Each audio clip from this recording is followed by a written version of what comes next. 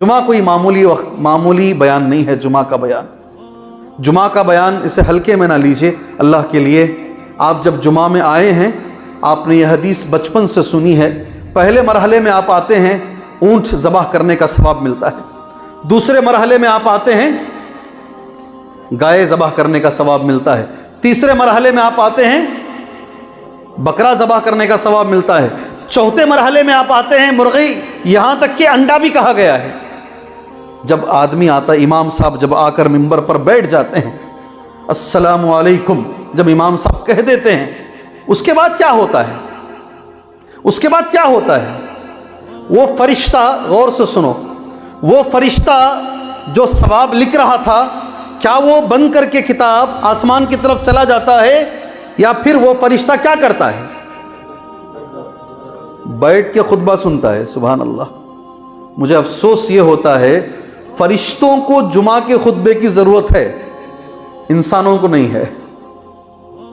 فرشتہ شروع سے خطبہ سنتا ہے، امام کے سلام سے خطبہ شروع کرتا ہے، آخری وقت تک بیٹھتا ہے فرشتہ.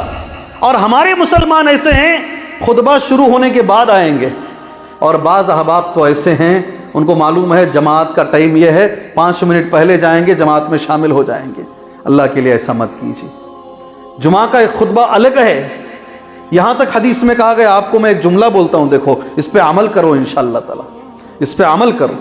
جو جمعہ کے دن صبح میں جلدی اٹھے، خود غسل کرے، گھر والوں کو غسل کرائے، سبحان اللہ، اللہ نے جو دیا ہے سب سے بہتر لباس پہنے، سب سے بہتر خوشبو لگائے، اور گھر سے چل کے آئے، امام کے قریب ہو جائے، بالکل نیچے کی زمین کو بار بار صاف نہ کرے، کسی کے کندھے کے اوپر ہاتھ نہ رکھے، کندھے ہٹا کر سامنے نہیں آئے.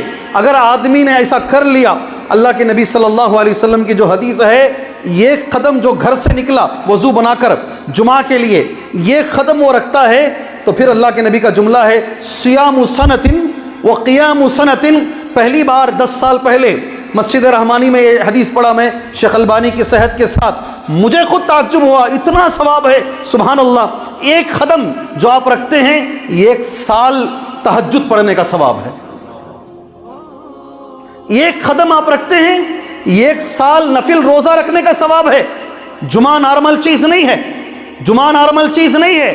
آپ کے ایک ایک قدم پر 1 سال کا ثواب اللہ عز و جل عطا فرماتا ہے. اور اسی جمعہ کے اندر دیکھو، کوئی غلطی کرے تو روکنا ہے، مگر جمعہ میں نہیں. صرف زندگی میں ایک ہی بیان ایسا ہے، اور وہ جمعہ کا بیان ہے. اگر بازو والا غلطہ بھی کر رہا ہے، گڑبڑی بھی کر رہا ہے، آپ اسے روکیں گے نہیں. اگر آپ روکیں گے تو تمہارا جمعہ چلا جائے گا. سبحان اللہ. اس کے لیے یہ ایک چیز ایسی ہے، یہ ہمارا کیا بولتے ہیں نا، شعائر اسلام میں سے ہے. اسے اہمیت دیجیے.